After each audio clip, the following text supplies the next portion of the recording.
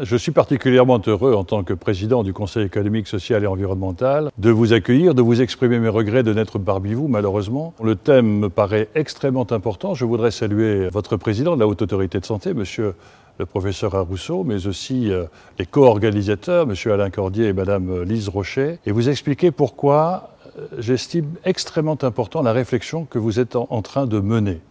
Au Conseil économique, social et environnemental, j'ai souhaité, les forces vives de la nation y étant représentées, l'ensemble des syndicats, patronaux, salariés, les environnementalistes, les agriculteurs, de faire en sorte que nous ayons une réflexion sur le temps long.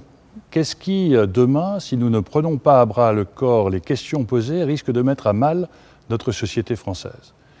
Et l'on voit bien que la question aujourd'hui extrêmement préoccupante avec la crise fait que nous ne sommes pas, à mon avis, en crise, nous sommes en métamorphose. C'est-à-dire que la société de demain n'aura plus rien à voir avec celle d'aujourd'hui.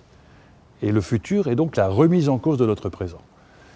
Et il faut donc que nous soyons très attentifs à la qualité et à la pertinence des questions de fond. Trop souvent, nous sommes déchirés par des intérêts quand il faut retrouver le champ des causes. Il ne faut pas défendre le médecin, il faut défendre la médecine. Et défendre la médecine, c'est quels sont les principes qui doivent guider aujourd'hui notre projet de société. Quels sont les principes de gratuité? Est-ce que l'on doit prendre en charge systématiquement toutes les maladies rares, les maladies graves, au détriment éventuellement d'autres problématiques de prise en charge? C'est une question de fond qui doit guider le choix politique.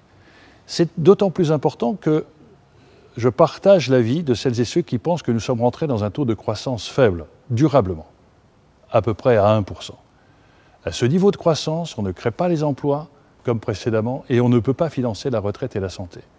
Si nous nous laissons enfermer dans des choix de caractère budgétaire au détriment de l'âme et de la force de notre projet collectif républicain, c'est la rupture de notre collectif et l'émergence de l'individualisme. C'est le contraire de la force de la nation française.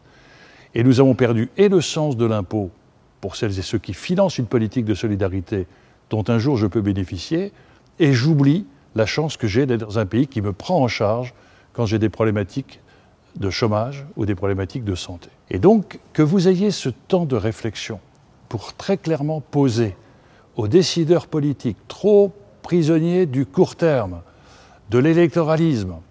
Depuis 20 ou 30 ans, la classe politique a préféré gagner un électeur même si on perdait un citoyen. Il faut que retrouvions le réveil citoyen d'une adhésion à un projet collectif de prise en charge par les biens portants du financement d'une aide de santé pour celles et ceux qui ont des graves accidents de la vie. Et nous avons, dans les avis du Conseil économique, social et environnemental, réaffirmé les principes. Vous savez qu'en démocratie, ce qui est important, ce n'est pas les mécanismes, ce sont les principes. Et donc nous devons revenir sur les principes.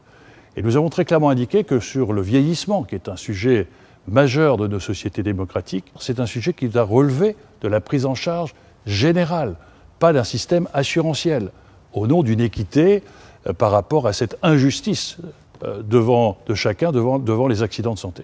Nous avons les mêmes soucis et nous attendons beaucoup de la Haute Autorité de Santé qu'elle veuille bien nous indiquer quels sont les principes qui doivent guider les choix politiques.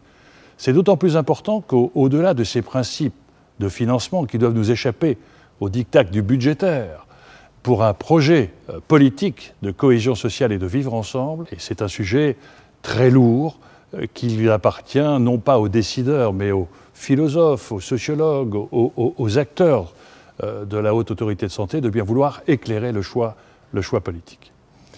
La deuxième chose, c'est par qui et comment. Moi, je suis de ceux qui pensent que nous sommes dans un moment très préoccupant, au moment où la France vit une période très grave, c'est-à-dire que cette patrie du siècle des Lumières est en train de tourner le dos à ce qui en faisait sa force. Le progrès aujourd'hui apparaît pour beaucoup de nos concitoyens, non pas comme un facteur d'opportunité, mais comme un facteur de risque. Et plus aucun débat n'est aujourd'hui possible.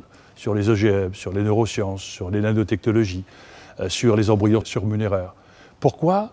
Parce qu'il n'y a plus de problématique espérentielle. On ne croit plus à l'avenir. Et donc, dans cette notion de survie du quotidien, avec cette angoisse du quotidien, on se laisse piloter par nos peurs ou par nos humiliations. Et dans ce cas-là, la force des émotions renverse toutes les convictions les plus solides. Nous avons besoin de retrouver le champ des convictions. Pour retrouver le champ des convictions, il faut que nous retrouvions du crédit dans la parole publique. Pour retrouver du crédit dans la parole publique, il faut que nous retrouvions de l'exemplarité dans celles et ceux qui auront à s'exprimer au nom de l'intérêt général. Et l'on voit bien les notions d'indépendance, les notions d'éthique, les notions de recul et surtout le temps nécessaire pour la pédagogie des enjeux, l'organisation du débat pour que cette maturation du temps rende crédible et accepter une décision politique. Sinon, elle sera remise en cause puisque nos experts aujourd'hui nous livrent plus d'incertitudes que de certitudes. Et donc je suis ravi que vous vous posiez les bonnes questions. Vous savez, Elie Wiesel me disait, lorsque je rentrais d'école, ma mère ne me disait jamais « est-ce que tu as bien répondu ?» Elle me disait toujours « est-ce que tu as posé la bonne question ?» Et si on se pose la bonne question, on peut espérer avoir de bonnes réponses. Bon symposium.